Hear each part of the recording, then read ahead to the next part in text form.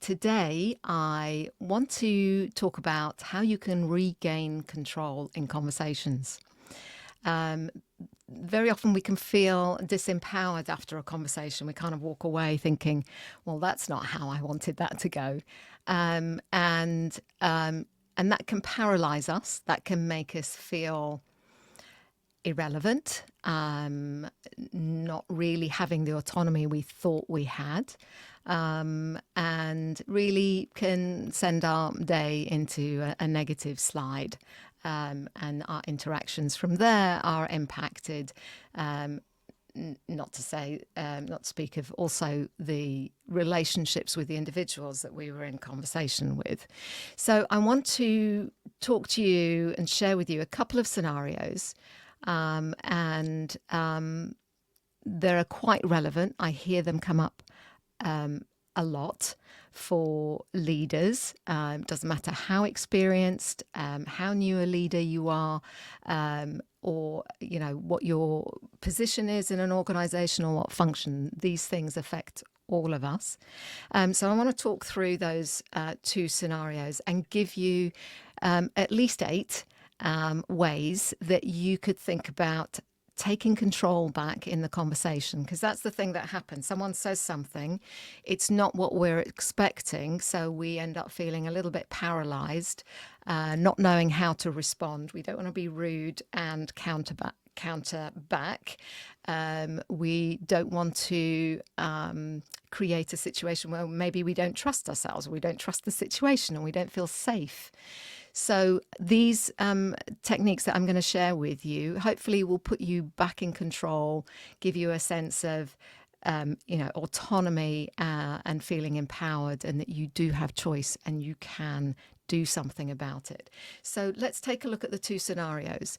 The two scenarios that I'm going to cover are a conversation with a colleague, and that might be one-to-one or in a meeting, and a conversation with our boss. And again, that might be a one-to-one or in a meeting. These things still hold true that I'm going to share with you. So in exploring that, we're going to start with the colleague first. And I want us to explore really what might be going on for that individual, because if we can understand what might be their position and why they've responded in the way that they have, we can have a little bit more empathy. We can engage our brains in a more productive way and avoid an amygdala hijack where we feel threatened or annoyed or irritated. And we can actually respond in a more regulated, controlled way.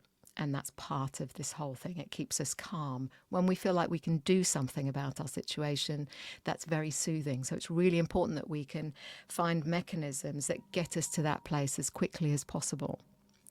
So with colleagues, what can happen is that you mention a topic that you've brought to the table, say in a team meeting, and that you want to explore. But a certain individual hijacks the conversation, gets very excited, talks about all their experience and aspects about it. And when I've talked to people about this tendency to sort of jump in and get, add to and contribute, and they don't realize just how much airtime they've taken. And they confess that they've let their passion run away with them. So you may have brought up a topic that they actually feel really passionate about. And that is really important, actually, because they're a potential ally. So it's really that piece of information, knowing who round the table might be passionate about this, is really useful to you in engaging them and maybe getting them to support you in the conversation in some ways. And when they do that, when they jump in and take over the conversation, it's because they want to share, typically. And so they want a role in this. That's kind of what they're saying, is I want to be included in this. So knowing that and knowing how to harness that energy for the greater good is really useful. On the other side of the scale is that they feel insecure or territorial. So just pop back to that one a moment. So when we feel like someone may be stepping on a space that we feel is important to us, or maybe we tried to do something in that space before, but we didn't take off for whatever reason. Or it's something that we started, something that we feel an emotional attachment to. That individual may show up as being quite territorial, may intentionally hijack the conversation or try and derail it in some way. And that's not helpful. That's quite a negative energy. But again, it's an indicator of wanting to be engaged at some level. The space that we should worry about is when people have nothing to say or nothing to contribute.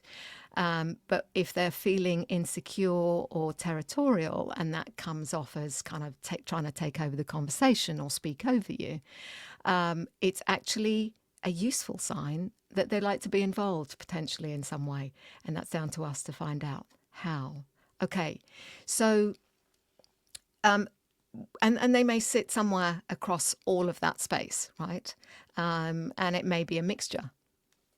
We're complicated human beings. We're complex, so those feelings may be, surfacing at both levels, and that makes it hard for us to read what may be going on. We may be getting confused signals as a result. So, and what's happening, why people do that is generally because of a lack of awareness of how they derail conversations, how they show up in a conversation in a way that's not helpful to others.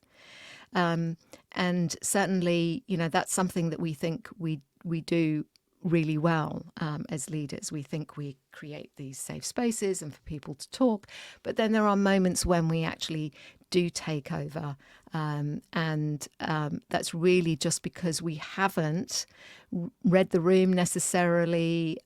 We're not in touch with what individuals want to contribute or how they would like to contribute. So that's certainly in the case of someone who's feeling excited and passionate. Also for someone who's territorial. The thing about someone being territorial or insecure is that how they then show up and speak in the meeting actually breaks trust. So other people do notice that. And the read that they take from that is, I'm not sure I can trust you in a similar situation because of the way that you took over that conversation. So to those, just bear those in mind as we go through the things that you can do. So here are 4 things that you can do or experiment with in this situation. Now, we tend to, when we feel emotionally triggered or charged, our voices can rise, our intonation can rise. And when we try and jump back into the conversation and bring it back towards us, that may show up in our voice. And people read that as a nervous energy, as an uncertainty, as maybe you not having confidence in yourself or doubting yourself. So watch your tone of voice, your energy and your pitch. And I would suggest you raise it and potentially slow down. You might be reacting and responding to the nervous energy that they've exhibited. But I'd encourage you to rein that back in, slow it down, and try and lower your voice. That will command the space. People will find it easier to listen to you, and it shows confidence in your ability to be in that conversation. Okay, the second thing that we want to do is to thank them for their contribution, regardless of whether they, unintentionally hijacked it or intentionally tried to take over. We want to acknowledge their contribution. To that point that I made earlier about wanting to be involved at some level, this is a nice way to acknowledge them, and it upholds trust because it shows and demonstrates, and you're modeling a way of bringing them in, because if we don't, there's a risk that they continue to try and derail the conversation as you try and bring it back to topic in the time that you have. Okay, the third thing that I want to share with you here is you've acknowledged them, thanked them for their inputs, but this is an opportunity to restate your point in your lower voice and recontract on the process and the outcomes that's needed in this conversation. So to be able to say, thank you, those points are really interesting and I think they're really relevant. The time that we have here, I'd like to spend that in getting everyone's perspectives on this. Then this is what I'm going to do. So then sharing what the next steps are going to be, how you're going to use that information. And fourthly, related to this is clarifying your expectations. Too often I hear when I'm sitting with leaders and we're dissecting what happened in a conversation, we realize that actually they didn't make clear what their expectation was of people in that meeting, whether it's one person or many. And so they didn't actually state, I want to get your responses to. And the importance of this is if people don't know what's expected of them or how you're asking them to speak into a topic, then you'll either get silence or derailment. And so being clear about people's part in this and also clarifying, what role they play in the decision-making process, if there is one. So think about those four things as ways that you can actually regain control for yourself and then continue the conversation.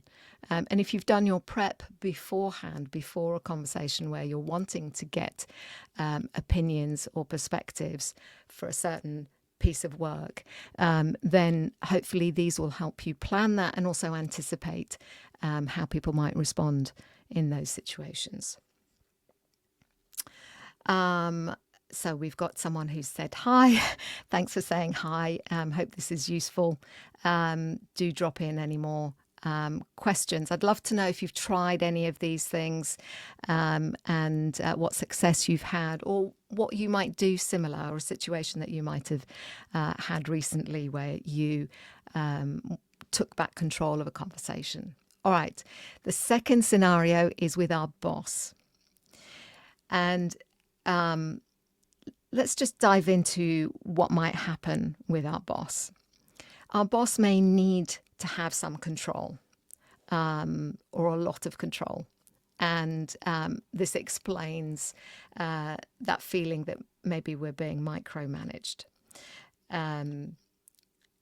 because they are being measured on the success of certain outcomes. We don't always translate that very well. Sometimes we don't explain it at all to our people. It's just something that we sit with as a leader, and we forget to take people along that journey with us and explain why something is important, what the parameters are, what the tolerations for something being done differently or not having an agreed outcome. So, and that can show up as being controlling. The other thing that can happen a lot is that we transmit. Leaders can be on transmit mode. And basically what that relates to is, here's a task I've charged you to do. I need you to go ahead and do it. And this is how it needs to be done. Go and speak to so-and-so. Don't do it that way. Do it this way. And in their mind, very often, efficiency is a value. They value that enormously. So they're trying to shortcut ways to get you to do the work or for the work to get done. And so there's an over-reliance on being efficient. If I tell you what to do, that's the quickest way that this thing is going to get done. And they miss that really important ingredient, which is emotional commitment, ownership in that space. The other thing that leaders do, and as a direct report, this can carry enormous weight, is leaders can state opinion as fact. This is the decision that was made. It has to be this way. So-and-so wants X. And those sometimes when we dig a little deeper, we can discover that actually that's an opinion. It's not a fact. It's an assumption about from a previous conversation. It's a conclusion that they've reached. But as we know in cultures of silence and cultures generally, information gets thinned as it goes up the chain. So less and less information goes up the chain. So decisions can get made at a certain level without full view of the facts, the realities, the challenges, the really, the validity of concerns of certain stakeholders and so on. And so it's very easy as a direct report to feel the weight of our boss saying, this is how it is.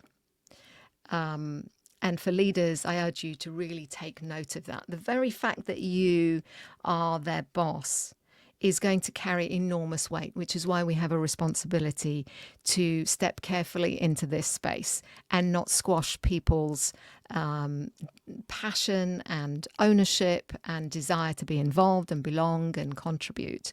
And this is a really common way that leaders can squash that in people. And then we ask, why is accountability so difficult? Why don't they own this piece of work?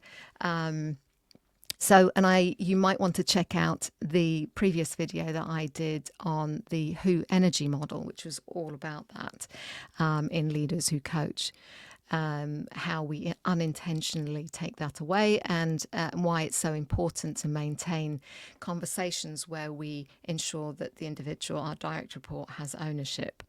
Okay, and that speaks into our boss just not being aware of those dynamics, those power dynamics, and the impact on our ownership of the task. Okay, so what can you do about that? How can you regain control of a conversation? And the scenario might be that you've got a status update, you checked in with your boss and you shared plans for a decision made, steps that were going to be taken, how something was going to be done, and so on. But your boss declares that your position is inaccurate in some way. What can we do about that? So we feel deflated, we feel disempowered, we feel a bit bamboozled, we don't really know how to respond in the moment. That's all natural, normal, and okay. There are still things you can do. If you can, in the moment, clarify what and how the task needs to be executed. So what's the outcome we need?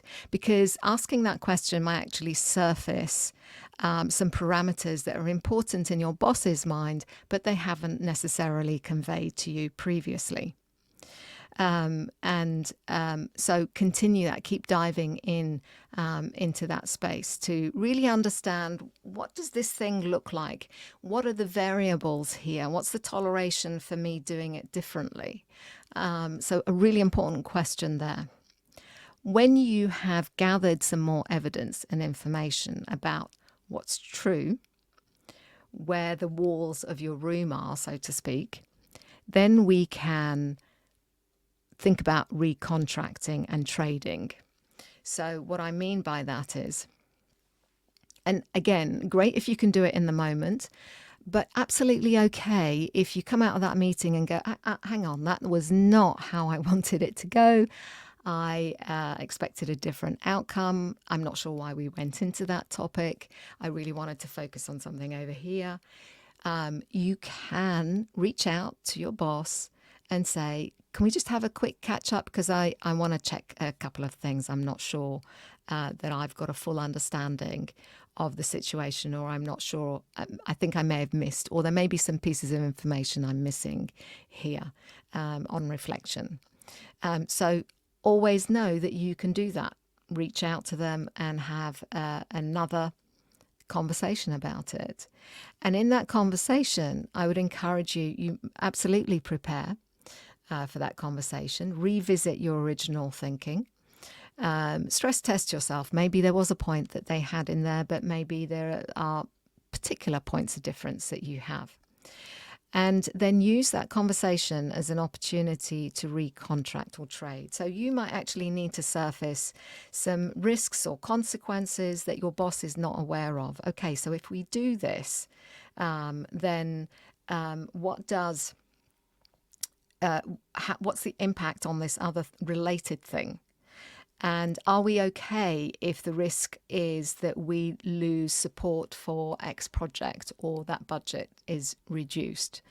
Whatever that is, it's really important that we have those conversations. Again, think about those walls. I need to understand, how firm these walls are. How high are they?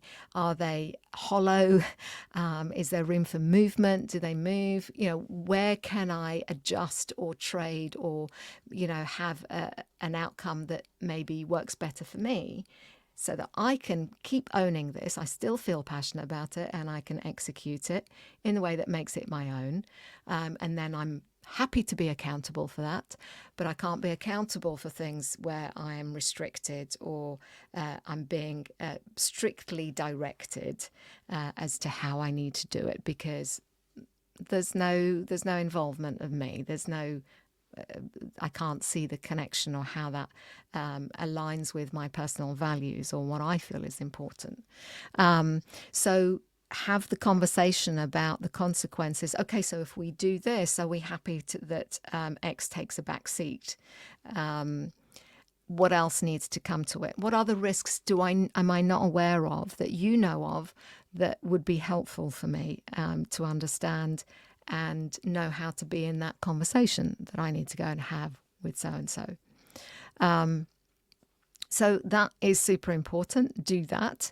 And then also take the opportunity at the end to advocate for your work style.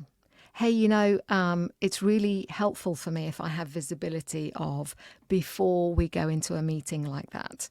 I like to prepare so that I know how best to use other people's time. So it would be helpful to me if you have information that is pertinent to what I'm working on, if I could have that ahead of time. Would that be possible? And what is it that I can do for you that means you are in the know? How would you like me to keep you updated? What would you like to know about? So it's advocating for yourself, but also showing that you are interested in how they operate best and what they need as well, so that this relationship, this partnership, this working together can be optimal. Okay, those are my 8 tips. Do check out my other videos related to this that you might find helpful. The one on vulnerability without boundaries. So how much do you share, and managing your conversations from that perspective, also from a perspective of risk, so that you don't put yourself in a uncomfortable position. And also check out the video on questions, how to use questions to help people think deeply, to see what other questions you might be able to use in these conversations, because it's really important that in that recontracting and trading or negotiating for a different outcome, that part of that is we help people think more deeply about that situation, surface things that they may not have appreciated, and take it from there. Hope that is helpful. Do share it. Give me a thumbs up. Let me know what you found particularly helpful about what I've shared today. I'd love to know. And until next time, I hope you have better conversations.